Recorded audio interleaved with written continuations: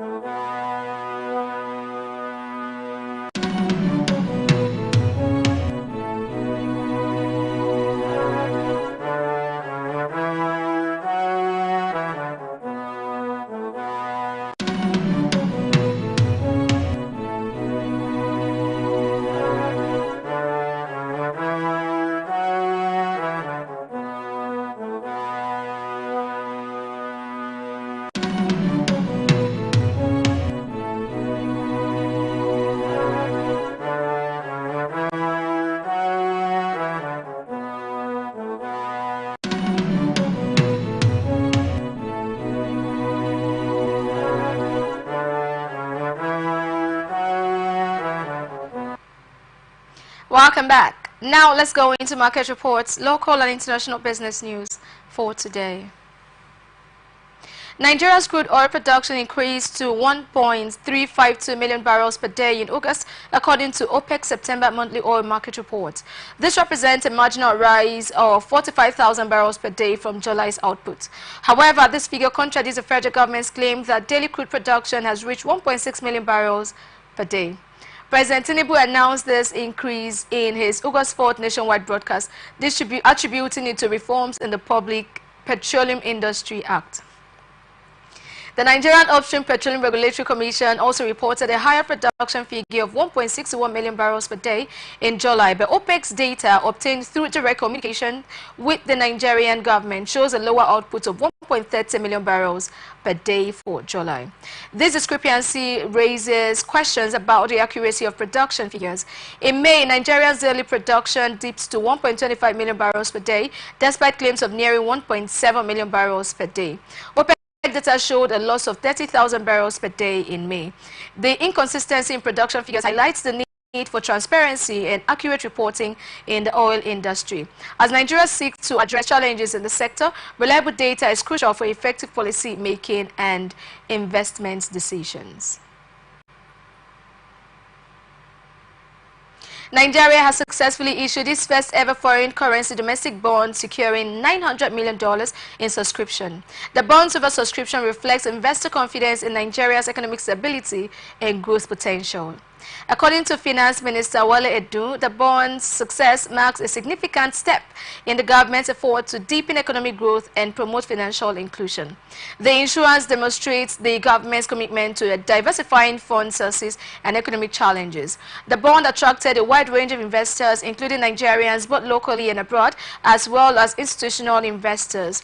The proceeds will be allocated to critical economic sectors as approved by President Bola Ahmed Tinubu. The $500 million domestic FGN US dollar bond has a 5-year maturity and a 9.75% coupon. It is the first tranche of a $2 billion bond program registered with the Securities and Exchange Commission. The Debt Management Office Director General Patience Oniha described the bond's success as a pivotal moment for Nigeria's economic development. She noted that the $900 million raised from diverse investors underscores the growing sophistication of Nigeria's domestic fixed income market. Investigations by newsmen have revealed that no commercial agreement has been reached between the Nigerian National Petroleum Company Limited (NNPC) and Dangote Refinery for the lifting of premium motor spirits on September 15, 2024. Multiple sources from NNPC and Dangote confirmed that the two oil firms had yet to reach a deal on the quantity and pricing of PMS to be lifted by NNPC. This contradicts the announcement by NNPC's Executive Vice President of Downstream, Adedapo Segun, that the company would lift Dangote Petrol on September 15th. Government sources close to the development revealed that no paperwork had been signed by both parties for the lifting of petrol from the $20 billion Dangote refinery by NNPC from September 15th. The terms and conditions required for the deal had not been agreed on. Crude Oil Refiners Association of Nigeria stated that Dangote refinery petrol might be cheaper if it gets the necessary concessions from the federal government. Koran's publicity secretary Eche Udoko disclosed that there is no way Dangote's PMS will be more expensive if the government fulfills its promises. Koran advocated for a special pricing arrangement for local refining, saying that discussions are still ongoing and there is nothing concrete yet. Idoko stressed that the association wants the government to look at the broader picture and not make decisions based on one man alone, referring to Dangote. The Nigerian naira has lost further grounds against the United States dollar, with the exchange rate hitting 1,637.59 naira at the close of trading on Tuesday. Investigations by newsmen revealed that the naira depreciated by 14.63 naira against the dollar, down from 1,622.96 on Monday. This decline marks a 0.90% drop in the value of the naira against the dollar, making it more expensive for Nigerians to purchase foreign goods and services. The foreign exchange market witnessed a significant turnover of $143.58 million, indicating a high level of trading activity. The naira witnessed a tumultuous trading session against the dollar on Tuesday, with the spot rates closing at 1,637.59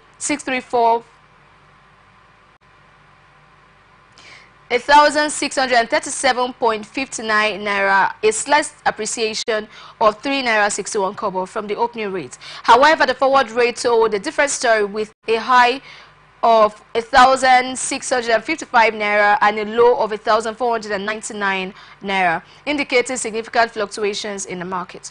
On Friday, the local currency made a strong comeback in the official forex exchange market, appreciating by 2.9% against the dollar. This uptrend was driven by a significant increase in dollar supply, totaling $245.78 million. The decline in the naira's value coincides with the recent drop in global oil prices, which currently sell below $70 per barrel. Nigeria's economy is heavily reliant on the oil sector, which generates over 80% of government revenue and accounts for approximately 90% of export earnings. The chairman of the House of Representatives Committee on Safety Standards and Regulations, Suleiman Gumi, has emphasized that Nigeria will not compromise public safety for any reason. He made the statement at the Nigeria Electricity Supply Industry Safety Conference in Abuja. Gumi identified vandalism, theft, and the use of substandard electrical materials as some of the problems affecting safety standards in the country. He noted that despite efforts by the federal government to address safety standards, the problem persists. The conference aimed to build synergy among stakeholders and enhance a collective approach to deal with the menace of substandard electrical materials and quackery in the power sector. It also sought to address the challenges of importing substandard solar systems and materials required for renewable energy projects.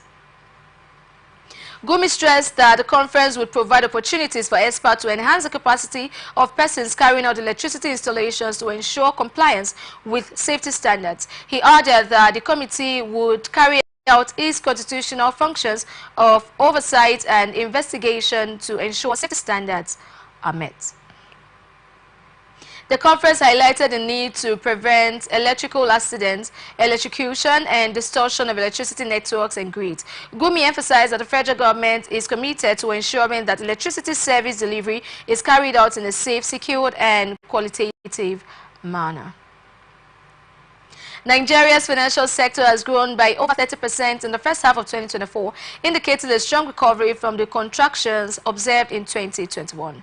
The Minister of Finance, Wale Edun, stated that this growth contributes to Nigeria's economic stability. Edun highlighted the sector's vital role in driving economic growth, noting that Nigeria's gross domestic product has improved, with growth rising from 3% in the first quarter to 3.2% in the second quarter of 2024. The oil and gas sector recorded a 10% growth during the second quarter, while the non-oil sector maintained a steady 2.8% growth rate. However, sectors like transportation, wholesale, retail trade, and manufacturing experienced slower growth. The government is implementing measures to support these industries, including plans to enhance premium motor spirit supply and procure biofuel buses. Vice President Kashim Shettima emphasized the importance of collaboration between the government and the banking sector, commending the Chartered Institute of Bankers of Nigeria for its commitments to advancing Nigeria's financial landscape. Edu noted the administration's progress in revenue generation, with federal government's revenue for the first half of 2024 reaching 9.1 trillion naira, more than double that of the same period in 2023. The Department of State Service (DSS) interrogated the president of the Nigerian Labour Congress, Joe Ajaero, over 15 hours regarding his alleged link to a Briton, Andrew Brofich, who is wanted for sponsoring the recent nationwide hunger protest. Ajaero was grilled on Monday at the Nnamdi Azikiwe Airport in Abuja before his release shortly before midnight. The DSS alleged that Povich, who operates a bookshop at the Labour House, financed the protest to destabilize the government. Ajaero has been quizzed by the police once and is scheduled for another round of questioning. The NLC gave the federal government a midnight ultimatum to release Ajaero, leading to his eventual release. His passport, which was seized, has been returned.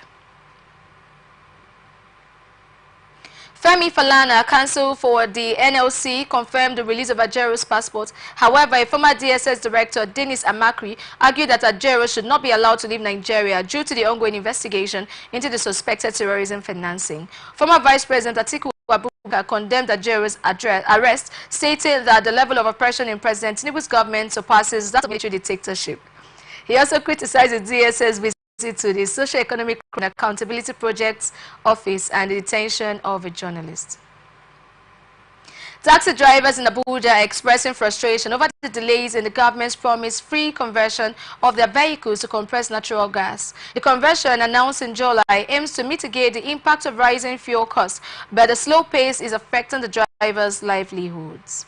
Many drivers are struggling to keep their businesses afloat as fuel prices continue to soar. They need the conversion urgently to reduce their fares and make a living. However, the process has been slow, with only a few vehicles converted so far. The drivers are also lacking awareness about CNG, its benefits and usage, which is exacerbating the situation. The government needs to speed up the process and educate the drivers to address the issue. The Presidential CNG Initiatives Program Director, Michael Oluwabemi, stated that the responsibility for rolling out the initiative rests with the FCT administration, which has yet to fully implement the program. The delays affect not only the drivers but also passengers who are feeling the pain of increased fares. The government needs to act quickly to address the issue and fulfill its promise to the drivers. The state government has announced that the Red Line train will transport between 100,000 and 150,000 persons daily when fully operational. The permanent secretary of the Lagos Ministry of Transportation, Olawale Musa, revealed this in an exclusive interview. The Red Line train is currently undergoing a test run and will greatly ease traffic congestion in the state once operational. The Blue Line train, which is already operational, has a capacity of 1,000 passengers and operates 72 trips daily. The Lagos State government has also continued to expand roads and regenerate junctions to address traffic congestion. The government is working to ensure that the state's increasing population is planned for and well taken care of. The Red Line train will run over a distance of 27 kilometers with 8 stations from Abado in Ogun State to Lagos State. The stations include Iju, Agege, Ikeja, Oshodi, Mushin, Yaba and Oyimbo. The Lagos Aviation Academy is celebrating a remarkable achievement as one of its students, Oluwafisayomi Layo Olayemi, has been recognized as the International Air Transport Association Best Performer in the Nigeria Travel and Tourism Examination conducted in July 2024. This marks the 5th time the Academy has produced the top-performing students in this IATA Awards category, demonstrating its commitment to delivering world-class training and shaping the future of aviation. The head of school, Bolaji Durojaye, expressed delight with the students' performance, attributing it to the academic's leadership, innovation, and dedication to excellence. The best performer, Oluwafisayomi Layo Olayemi, praised the academy for its supportive instructors, and affordability, which contributed to her success. AfriInvest latest report reveals a significant surge in digital banking transactions in Nigeria, reaching 600 trillion naira, a 55% increase. This growth is attributed to increased digital channel usage, optimized interest rates, and favorable net open position, resulting in substantial revaluation gains. The finance and insurance sector, a proxy for the banking industry, has shown remarkable growth with rates of 10%, 16.4% and 26.5% in 2021, 2022 and 2023 respectively. This acceleration in growth is a positive indicator of the sector's performance. Despite the positive performance, the report notes that the sector's future outlook remains uncertain due to persistently high inflation, which could impact stability and growth. Nigeria faces its worst inflation crisis in over 3 decades, with the inflation rate climbing to 34.0% in the 12 months to May 2024. To mitigate risk, AfriInvest advises banks to enhance risk management, invest in digital channels, and explore new business opportunities. This will strengthen their resilience against systemic risk and ensure long-term stability.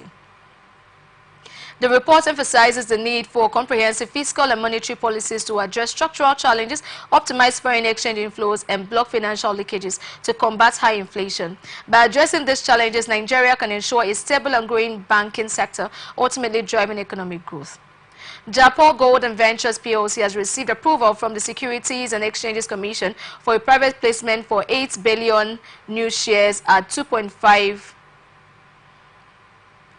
at 2 naira 50 kobo each, totaling 20 billion naira. This significant step marks the company's transition from oil services to a major player in Nigeria's mining sector. Transformation journey in 2020, rebranding from oil and maritime services to gold mining. The company aims to exceed 100 million ounces of gold reserve by 2034, currently holding 637,000 inferred reserve ounces valued at approximately $1.55 billion. Remarkable turnaround. Japan has made a remarkable financial turnaround, moving from an operating loss of 2.86 billion naira in 2021 to an operating profit of 619 billion naira in 2023. Despite facing foreign exchange challenges, the company is poised for continued growth. The capital raised will enable Japan to begin gold production by the end of 2025, targeting a turnover of 20 billion naira to 30 billion naira. The company is committed to operational security, implementing robust measures to safeguard its mining areas. The private placement signifies Japan's strategic foresight and commitment to enhancing shareholder value. With this capacity raise, the company is well positioned for growth and continued success in Nigeria's mining sector. Woodhold Capital, a global investment and financial services firm, has secured a finance house license from the Central Bank of Nigeria. This license enables the company to offer a range of financial services in Nigeria, including investment banking and asset management. With this license, Woodhull Capital will provide innovative financial solutions tailored to meet the needs of Nigerian businesses and investors. The company's founder, Mijosola Hoponu expressed gratitude to the CBN for its thorough licensing process. Hoponu highlighted Woodhull Capital's commitment to contributing to Nigeria's economic growth. The company plans to leverage its global expertise and local insights to support Nigerian businesses and enhance investment opportunities. Woodhull Capital's re-entry into Nigeria comes with an increased volume of financial products, showcasing the country's potential as a key market in Africa. The company is poised to make a significant impact on Nigeria's financial sector. With its global expertise and local insights, Woodhull Capital is well positioned to provide exceptional financial services and support Nigeria's economic growth. Southwest governors have embarked on an airport construction frenzy, spending over 266 billion naira on new projects despite existing ones. Industry experts question the viability and profitability of these ventures. The Ogun State government has earmarked 97.2 billion naira for the Lishan Romeo Agro Cargo Airport, which remains uncompleted. Osun State has spent 12 billion naira on an abandoned project, while Ekiti State's 16.6 billion naira cargo airport lies idle. Lagos State has budgeted 102 billion for a new airport in Lekki, complementing the existing Murtala Mohammed Airport. However, experts argue that thorough research and business plans are essential to ensure the success of this project. The Federal Airports Authority of Nigeria has expressed concerns about the viability of some of these airports. Managing Director Olubunmi Kuku revealed that only 3 of 22 airports in the country are viable and contribute to the growth of the aviation sector. The airport spending spree raises questions about the management of public funds and the prioritization of projects. As the Southwest governors continue to invest in these ventures, it remains to be seen whether they will yield the desired economic benefits. The federal government has launched Project Earn from the Soil, an agricultural initiative aimed at empowering women farmers and enhancing food security in South-South Nigeria. The project was launched in Rivers State by Give Jumbol, Special Assistant to the President on Community Engagement South-South. The initiative promotes cooperative farming and commodity-based clustering to increase productivity and is part of the federal government's broader strategy to support 500,000 smallholder farmers, fisher folk, and agro-business in the South-South. The project is active in other states, including Cross Rivers, Akwa Ibom, Bayelsa, and Edo. John Bull emphasized that the project is focused on providing food production and economic empowerment for women. She stated, "Today we reaffirm our commitment to empowering the women of the South-South region, particularly those who depend on agriculture for their livelihoods." Organizations backing the project include Nexim Bank, the Bank of Agriculture, Zenith Bank, the Rural Electrification Agency, and UN Women. The presidential assistant noted that the project is different from previous agricultural programs, with a stronger focus on sustainability and long-term growth. Stakeholders, including the Bank of Agriculture and the Niger Delta Basin Authority, have pledged to support the project and contribute to the economic empowerment of women farmers in Rivers State. The initiative aims to improve the livelihoods of local farmers by organizing them into cooperatives, addressing key challenges in agricultural production, and ensuring that women farmers can contribute significantly to the nation's food security. The federal government, through the National Center for Artificial Intelligence and Robotics, in partnership with Google, has launched an AI fund, a 100 million naira initiative aimed at supporting Nigerian startups leveraging artificial intelligence to develop innovative solutions. This initiative is part of the Ministry of Communications, Innovation and Digital Economy Strategy Program to harness AI's potential to drive development, innovation and well-being in Nigeria. The AI fund will provide necessary resources for Nigerian startups to innovate and scale their AI solutions. The launch follows the Artificial Intelligence Strategy Workshop in April and the release of the National AI Intelligence Strategy in August, which outlined Nigeria's roadmap for integrating AI into various sectors to enhance growth and societal well-being. The AI fund is expected to have a positive impact on Nigeria's startup ecosystem, driving innovation and entrepreneurship in the AI sector. The Minister of Communications, Innovation and Digital Economy, Dr. Bosun Tajini, said,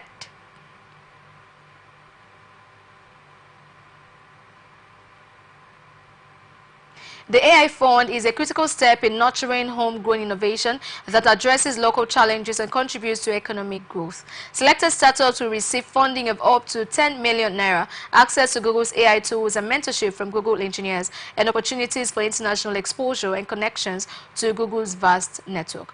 Applications open on September 10, 2024 and will close on September 25, 2024. Brent crude oil futures fell below $70 per barrel on Tuesday, the first time since December 2021, due to weaker demand outlook and concerns over global oil oversupply. Brent fell by 2.75% to $69.08, while West Texas Intermediate crude dropped by 2.99% to $65.71. Nigeria's Brass River and Kwa Ibo also dropped to $74.57 per barrel from $80 as of September 3rd. Economic data from China and the United States has raised concerns about oil demand, fueling fears of the potential surplus next year. Rising global oil supply and weaker than expected demand made traders increasingly bearish on oil prices. Experts have expressed mixed reactions to the development, with some arguing that the impact will be marginal and others warning for a potential crisis for the economy. September, the global labor income share has stagnated and a large share of youth remain out of employment, education or training, indicating slow progress on key sustainable development goals. The report highlights a long-running downward trend in the global labor income share, which fell by 0.6% options from 2019 to 2022 and has remained flat since. This trend has resulted in a significant loss of income for workers, with labor income being $2.4 trillion larger in 2024 if the share had remained at the same level as in 2004. The COVID-19 pandemic has exacerbated existing inequalities, with nearly 40% of the reduction in the labor income share occurring during the pandemic years of 2020 to 2022. Technological advances, including automation, have also played a role in this trend, with workers not sharing equitably in the resulting gains. The report warns that without comprehensive policies to ensure the benefits of technological progress are broadly shared, recent developments in artificial intelligence could deepen equality, putting the achievement of the SDGs at risk.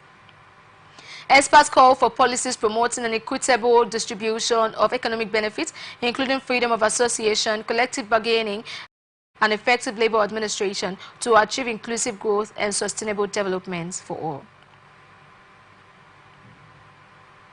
Stakeholders have urged the federal government to prioritize local investment to address the issue of brain drain, which has seen a significant exodus of skilled talent from the country. Improved economic opportunities and infrastructure would encourage skilled professionals to remain in the country rather than seek opportunities abroad. Investing in key areas such as healthcare, education, agriculture, and technology would create more attractive opportunities for skilled professionals to stay and contribute to the country development. The ongoing talent exit is weakening key sectors and stalling growth. By improving infrastructure, offering competitive wages, and promoting career development, the government could curb the outflow and strengthen the economy. Experts suggest that prioritizing local investment would help retain talent and close the growing gaps left by those departing the country. Creating a more secure and business-friendly environment, offering incentives to local entrepreneurs, and improving infrastructure would reduce the need for immigration and potentially turn brain drain into brain gain. A former chief engineer of the Presidential Air Fleet and retired Air Vice Marshal Moses Onilede has stated that there is a need for airline operators and aviation investors to enhance the maintenance, repair, and overhaul MRO facilities in the country to address aircraft shortages. Onilede noted that the cost of maintaining MRO facilities, regulatory and bureaucratic processes, poor financing, and negative perception from international lenders have contributed to the shortage of aircraft available for seamless air transportation in the country. He urged local banks to provide financial support to aviation operators and the government to address foreign exchange scarcity to aid international procurement. Onelli Day also emphasized the need for deliberate investments in MROs, aggressive capacity building for pilots and technicians, and competitive remuneration to prevent brain drain. Meanwhile, the Minister of Aviation and Aerospace Development, Festus Keyamo, led airline operators to France to explore business opportunities to improve the development of the aviation industry in Nigeria, including tackling the menace of shortage in scheduled aircraft. We are open for adverts, placements, bookings, and commercials. Stay connected on ATN socials, Facebook and YouTube, Atlantic Television Network, Instagram and TikTok, Atlantic TV Network 1, X formerly Twitter, Atlantic TV Net. Watch us live on our website, atlanticnetwork.tv. The task force responsible for monitoring and regulating private non-commercial flight holders has taken swift action against 2 operators, grounding them due to serious safety concerns. Captain Roland Iyaye, vice chairman of the task force, revealed that the operators were invited to explain the discrepancies, but their responses were deemed unsatisfactory, leading to their immediate grounding. The task force has contacted the Nigerian Civil Aviation Authority to recommend grounding certain operators, and 2 have been explicitly instructed not to fly until investigations are concluded.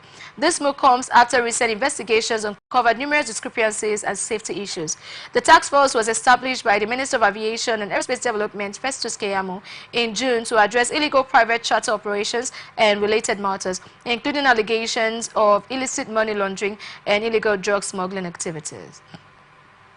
The task force has been assigned a 3-month deadline to complete its report and submit it to the ministry. Its findings and recommendations are expected to help determine why the practice of illegal charters by private non-commercial flight holders persists in the country despite regulatory controls.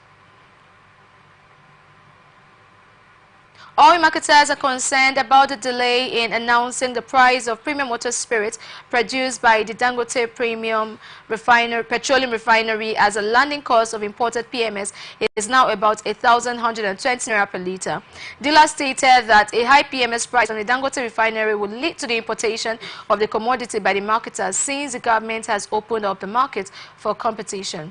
The national president of the Independent Petroleum Marketers Association of Nigeria, Abubakar Magandi, said IPMAN is discussing with the foreign partners to start petroleum products, awaiting Dangote's petrol price, noting that a high cost would lead to massive PMS importation.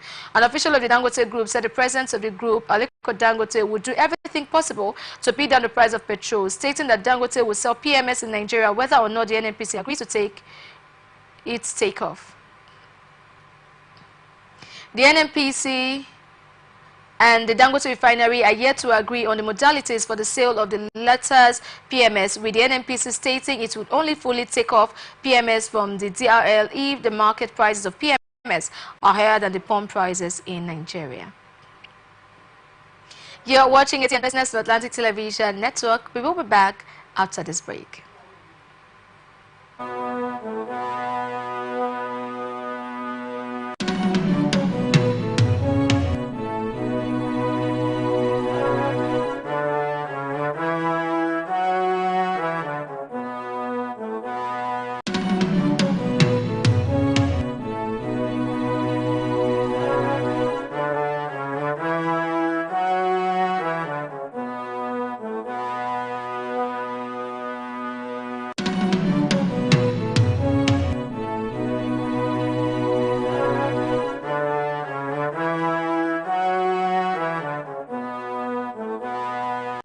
From the lands across the ocean to the land beyond the mountains, through the Sahara, we bring all the sport news, live analysis, expert discussions on trending stories in politics, business, socio-economic, sports, and documentaries. So catch all the updates on the happenings around the globe. Stay focused on the fact today, only on ATN.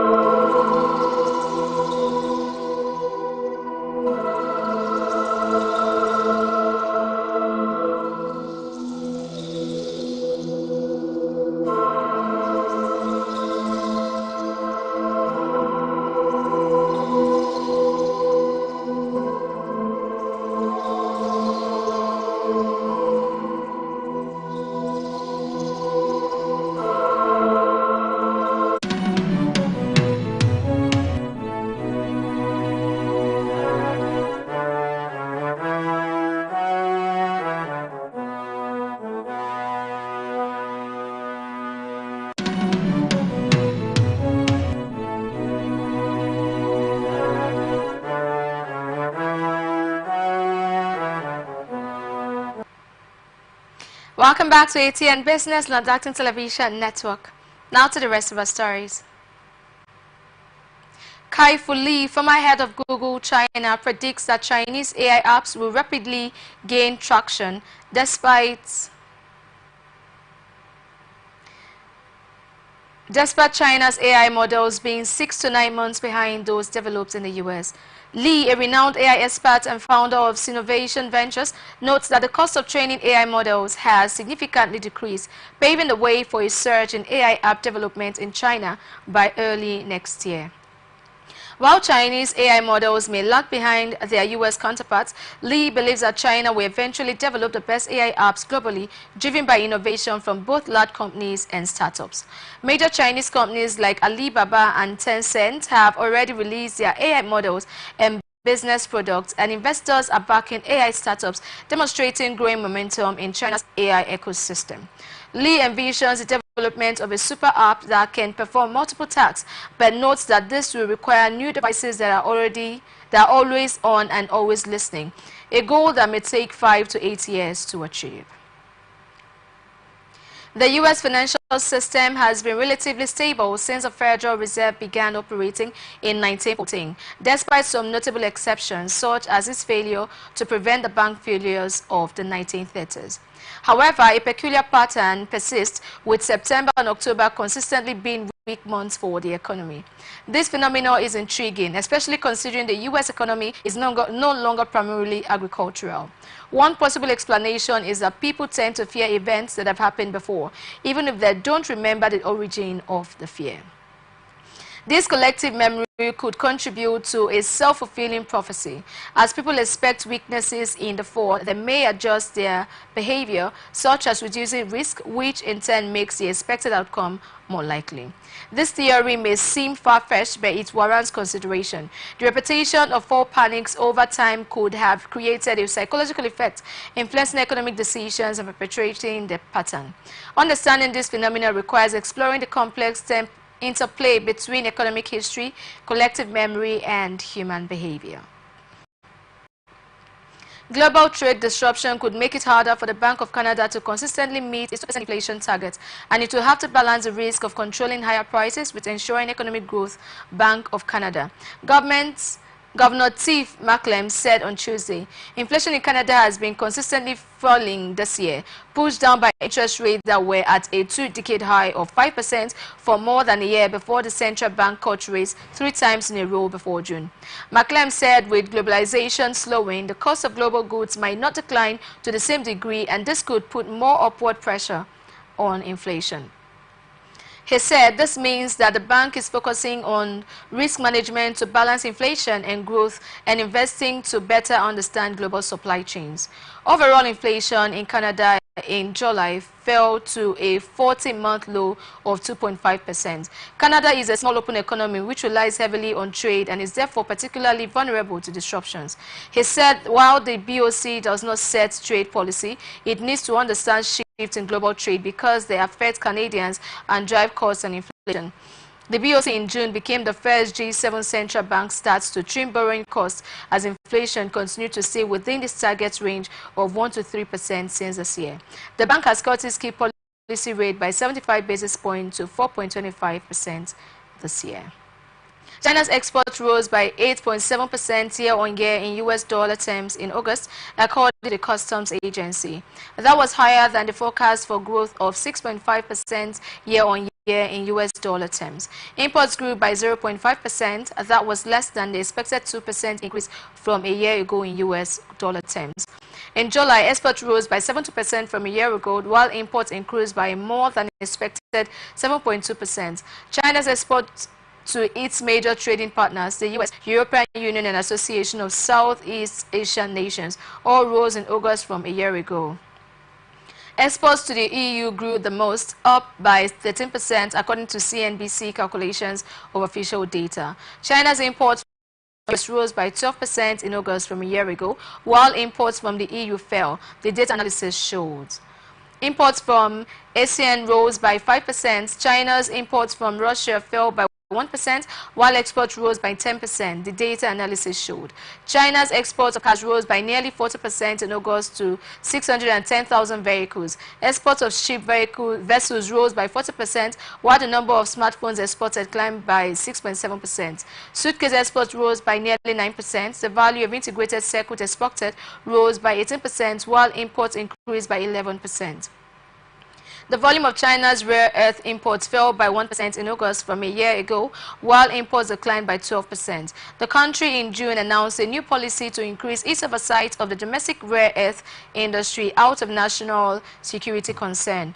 In August, the Ministry of Commerce surprised some in the critical minerals industry with export controls on antimony that are set to take effect later in September. In terms of Chinese yuan, year-to-date exports rose by 6.9%, while imports were up by 4.7%. China's exports have been a bright spot in an economy otherwise struggling to boost domestic demand. China's growing reliance on exports also comes as trade tensions increase with the U.S. and European Union, leading to adding tariffs on Chinese electric cars, and other products. Bitcoin jumped Monday evening and topped $57,000 after Wall Street's rebound from its worst week of the year. The price of the flagship cryptocurrency was last higher by 5.6%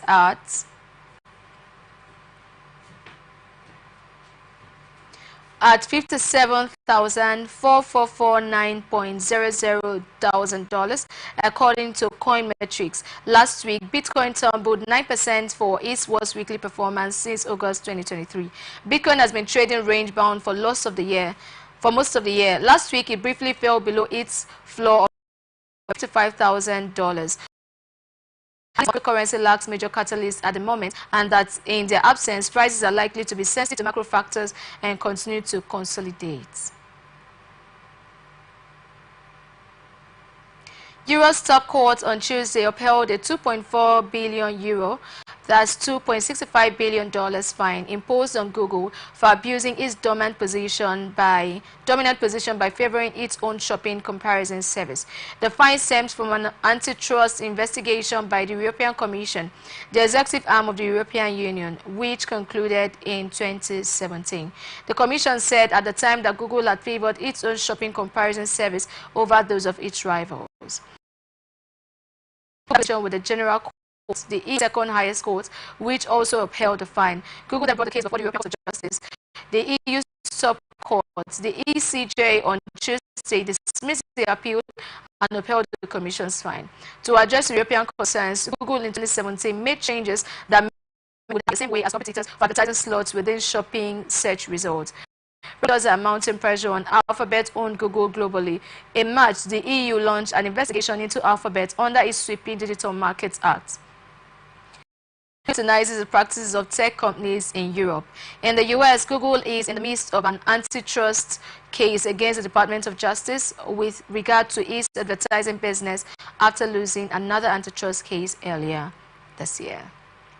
This is how we wrap it up on this edition of Atn Business on Atlantic Television Network, right here in the city of Port Harcourt. I am Wendy Aguma. We are open for advert placement, bookings, and commercials. Stay connected on ATN Social, Facebook and YouTube, Atlantic Television Network, Instagram and TikTok, Atlantic TV Network 1, X, formerly Twitter, Atlantic TV Net. Watch us live on our website, atlanticnetwork.tv. See the pathways to progress. Up next is ATM Politics with Ray Ken. Thank you for watching and good afternoon.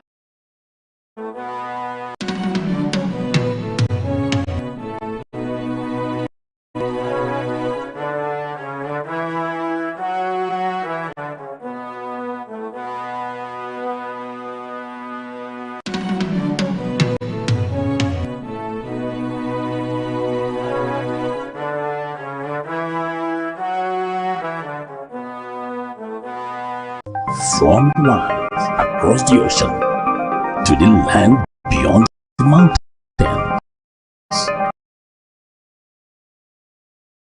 through the Sahara, we bring all the sport news, live analysis, expert discussions on trending stories in politics, business, socio-economic, sports, and documentaries.